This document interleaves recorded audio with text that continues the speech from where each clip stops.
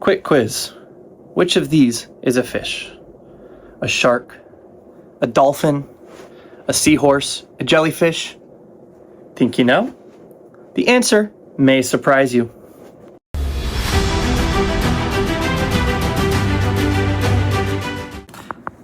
Welcome back to Beneath the Fin, where we're learning to think like a fish. Today, we are answering a simple question with a fascinating answer. What is a fish?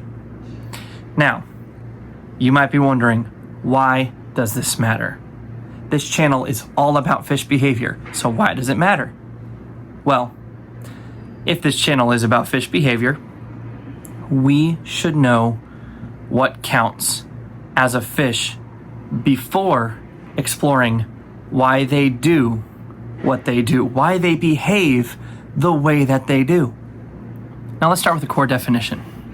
Fish are aquatic vertebrates that breathe primarily with gills and have fins adapted for life in the water.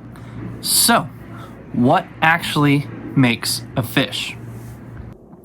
So we know that fish live in water, but that alone doesn't make something a fish. After all, dolphins live in the water. Whales live in water. Octopus live in water. Even jellyfish live in water. So what makes a fish different? There are three big things we want to look for. Fish are aquatic vertebrates that breathe primarily with gills and have fins adapted for life in the water. Number one, fish are aquatic. Fish are aquatic animals. That simply means that they spend their entire lives in water. Most fish live in oceans, but fish can also be found in lakes and rivers, so freshwater systems. And fish have evolved to live in some pretty extreme aquatic environments. Some live near the surface, while others live thousands of feet below the surface in the deep ocean. Some fish live in warm tropical waters, while others survive in water that's almost freezing. So being aquatic is an important characteristic of fish. But it isn't enough to identify one, because dolphins and whales are aquatic too. And they're definitely not fish. The second characteristic is a little more complicated. Fish are vertebrates. Now, what is a vertebrate? Well, a vertebrate is an animal with a backbone, or vertebra. That means fish belong to the same major group of animals as mammals, birds, reptiles, and amphibians. But here's where things get really interesting.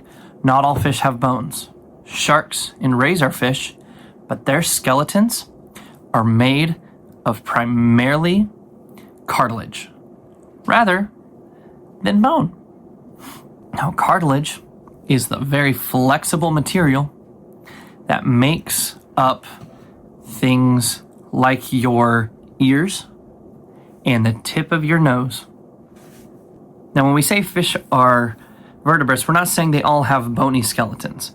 We're saying they have an internal supporting character that includes a vertebral column. This is one reason sharks absolutely belong in the fish family, even though they look very different from something like a goldfish. Number three, fish breathe using gills. The third characteristic is one you probably already associate with fish. Gills. Fish use gills to extract oxygen from the water. Now, fish use gills to extract oxygen from the water around them. As water passes over the gills, oxygen from the water moves into the fish's bloodstream. At the same time, carbon dioxide moves out of the bloodstream and into the water. That same system that fish use with their gills, we're doing with our lungs. So we're breathing in oxygen and we're putting it out, putting that carbon dioxide back out into the air, back out into the atmosphere. The only difference is that fish do it in the water. Now that's one big way to tell fish apart from other aquatic animals. Take a dolphin.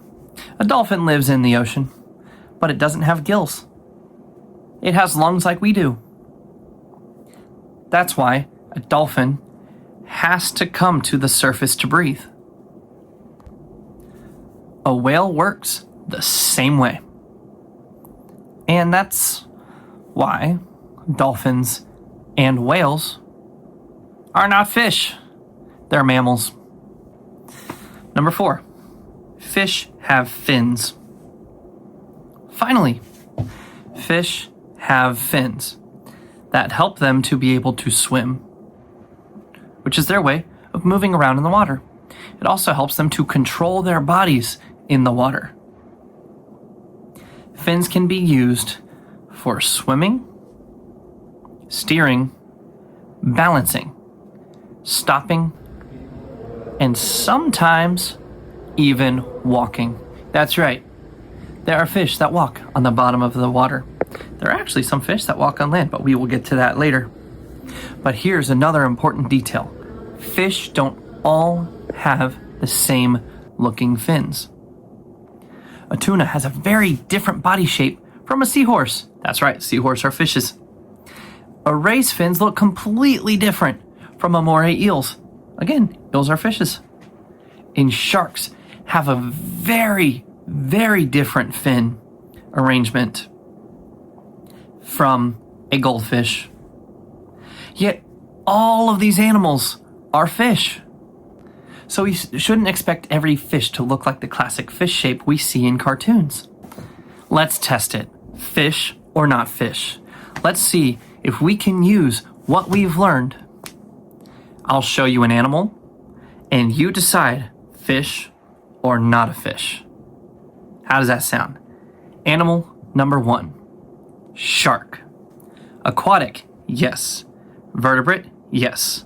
Gills, yes. Fins, yes. Sharks are fish. Number 2, dolphins. Aquatic, yes. Vertebrate, yes. Gills, no. Dolphins breathe air with lungs, so they're not a fish. They're mammals. Animal number 3, octopus. Aquatic, yes. Vertebrate, no. An octopus doesn't have a backbone. Instead, it's an invertebrate, so animals without a spine or a backbone. So, not a fish. Animal number 4, jellyfish. Aquatic, yes. Vertebrate, no. And it doesn't have fins like a fish, so not a fish. They're also an invertebrate. Animal number 5, seahorse. Aquatic, yes. Vertebrate, yes. Gills, yes. Fins, yes. Even though a seahorse doesn't look much like a typical fish, it is a fish. But what about eels and rays? Fish don't always look like fish. This is one of the most important things to remember.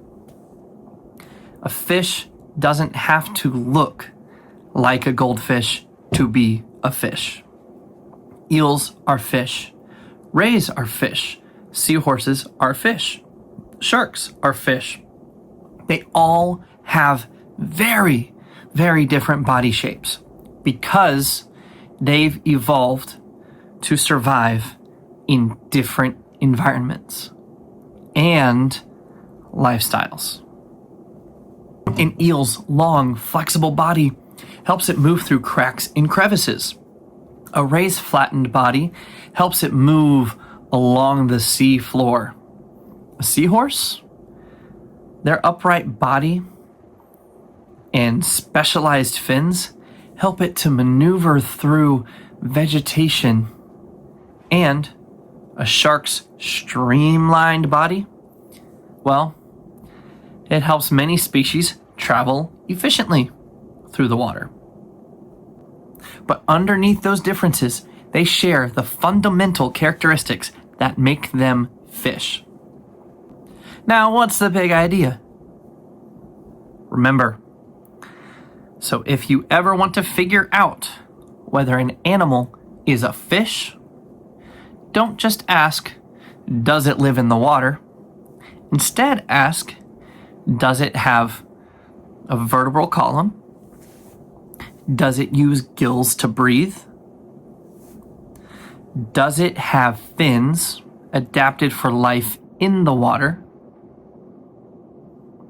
And most importantly, don't judge a fish by its shape, because nature has produced an incredible variety of fish, from tiny seahorses to enormous whale sharks, from sleek tuna to bizarre-looking anglerfish. And that's what makes studying fish so fascinating. Imagine surviving underwater without hands or lungs. Every fish must find food, avoid predators, reproduce, and conserve energy. Those goals shape every behavior you'll see. Now, I have a challenge for you guys. I'm going to put up some videos here.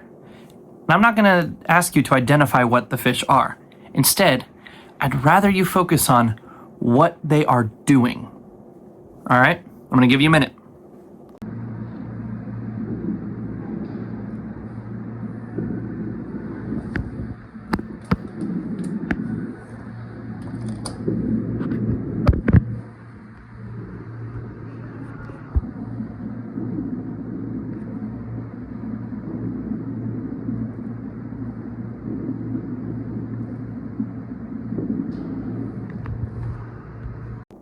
There are over 36,000 known species of fish. This is the most diverse group of vertebrates on Earth. Now, my challenge for you guys when you go home: watch fish at an aquarium or in a documentary. Ignore their names, just for a moment. Instead, ask, what is this fish doing? Why might it be doing that?